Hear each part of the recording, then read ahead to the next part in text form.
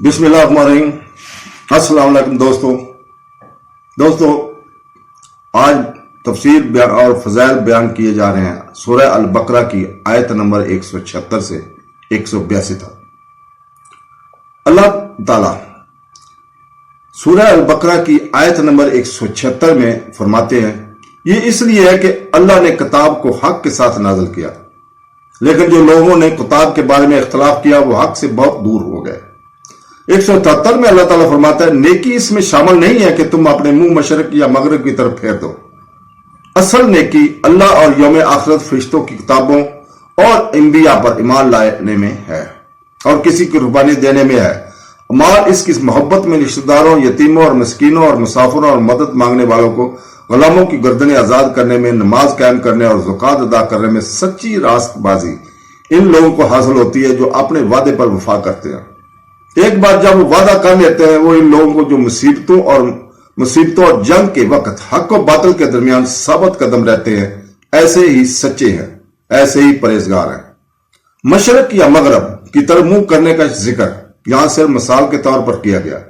आयत का असल मकसद इस बात पर जोर देना है कि बाज़ ज़ाहिरी मजहबी इबादत की पाबंदी, बाज़ रस्मी मजहबी इबादत को मौक़िफ़ के बगैर अंजाम देना और तकवा के बाद जानी पहचानी शक्लों का मज़हर वो जरूरी दस्तबाजी नहीं बनता जो सिर्फ खुदा के नजदीक वजन रखती है और इसकी पहचान और मंजूरी हासिल करता है। अल्लाह ताला 178 आयत में फरमाता है, ऐ ईमान वालों, कत्ल के मामले में तुम पर बदला फर्ज किया गया है। अगर आजाद मुजरिम है तो आजाद, अगर गुलाम मुजरिम है तो गुलाम, अगर औरत मुजरिम है तो औरत। लेकिन अगर किसी कातल के जुर्म में से कुछ इसके भाई की तरफ से माफ कर दिया जाए तो इस पर अदल के साथ अमल किया जाए और अदायगी आसान तरीके से की जाए। ये तुम्हारे रब की तरफ से तखफीफ और रहमत है। जो इसके बाद ज्यादती करेगा इसके लिए दर्दनाक अजाब है। बदला यानी खून का बदला इस असूल पर मबनी है कि जो कुछ किसी शख्स ने दूसरे के साथ किया है वही इसके साथ भी होना चाहिए। इसका मतलब यह नहीं है कि कातिल को बिल्कुल इसी तरह सजा दी जाए जिस तरह इसने कत्ल किया है, बल्कि यह है कि कातिल को भी वही सजा दी जाए जिस तरह इसने अपने मकतूल को निशाना बनाया था। कबल इस्लाम अरब में लोग कातिल के खानदान और कबीले से खून का बदला लेने की कोशिश करते थे और इंतकामी कार्रवाई मकतूल के खून की कीमत के मुसावी थी। इनकी इंतकाम की ख्वाहिश महज कातिल को मौत की घाट उतारने से नहीं बुझती थी। उन्होंने अपनी एक जान का बदला लेने के लिए दसियों और यहां तक कि सैकड़ों लोगों को मौत के घाट उतारने को तरजीह दी। अगर इनके कबीला का कोई मुअज़्ज़ज़ फर्द दूसरे के किसी आम फर्द के हाथों कत्ल हो जाए तो यह काफी नहीं समझा जाता कि असल कातिल को सजाए मौत दी जाए। उन्होंने कातिल के कबीले के एक आदमी को कत्ल करने को तरजीह दी जो मकतूल के साथ खड़ा हो, और यहां तक कि कातिल के कबीले के किसी अफराद को, ताम अगर मकतूल किसी दूसरे कबीले का आजिज आदमी था और इनके कबीले का कातिल अला दर्जे का आदमी था तो वो कातिल को फांसी देने की इजाजत देने को तैयार नहीं थे। आयत नंबर 179 में अल्लाह ताला फरमाता है, अहले अकल तुम्हारे लिए अजाब में जिंदगी है ताकि तुम कानून की खिलाफ वर्जी से बचो। तो दोस्तों, ये जहालत के एक और तस्वर की तस्दीक करता है। ये तस्वर माजी और हाल दोनों के बहुत से लोगों के ज़हनों में पवेस्त है। एक तरफ कुछ लोग ऐसे हैं जो जहालत में मुब्तला होकर इंतकाम में एतदाल की हद से तजावर कर जाते हैं। दूसरे सिरे पर वो लोग खड़े हैं जो असूली तौर पर कातिल को फांसी देने के तस्वर के सब मुखालिफ है। उन्होंने सजाए मौत के खिलाफ इस कदर शदीद आलमी सतह पर प्रोपेगेंडा किया है, ये बहुत से लोगों के लिए काबिल नफरत बन गया। दरअसल इस प्रोपेगेंडे का इतना असर ज्यादा हुआ कि कई ममालिक में सजाए मौत को यकसर खत्म कर दिया गया है। ताहम कुरान खुद इस सवाल पर अक्लमंद और ज़हीन लोगों को मुखातब करता है और इन्हें इस किस्म की गैर मामूली नरमी से खबरदार करता है और यह ऐलान करता है कि इंसानी मुआशरे की बका कत्ल की सजाए मौत की इख्तलाफ पर मुनहसर है।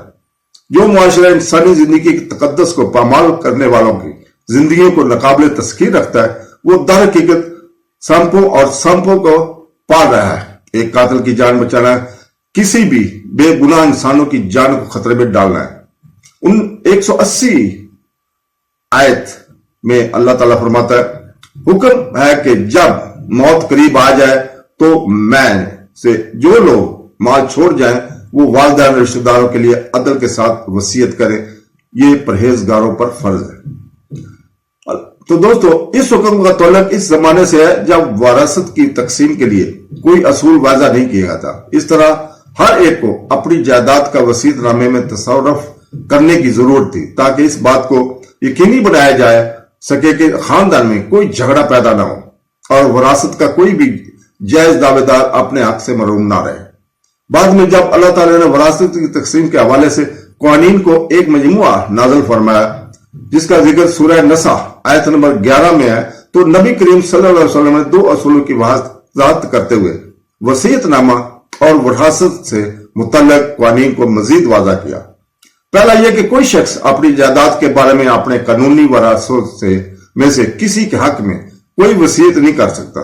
इनके हिस्से कुरान में बयान किए गए थे और इसमें ना तो कोई अजाफा और ना ही कमी जायज थी। ना किसी वारिस को हक तलफी हो सकती थी और ना ही किसी वारिस के हक में इसके कानूनी हिस्से से बढ़कर कोई वसीयत की गई थी।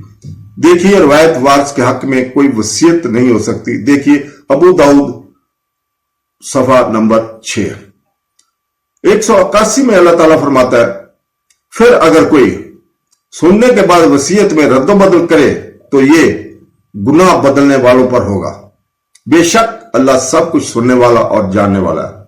182 में अल्लाह ताला फरमाता है, जिस शख्स को शक हो कि वसीयत करने वाले ने गलती या नाइंसाफी की है तो फिर फरीकैन के दरमियान सुलह करा दी तो इस पर कोई गुनाह नहीं। बेशक अल्लाह बहुत बख्शने वाला, बहुत बड़ा मेहरबान है।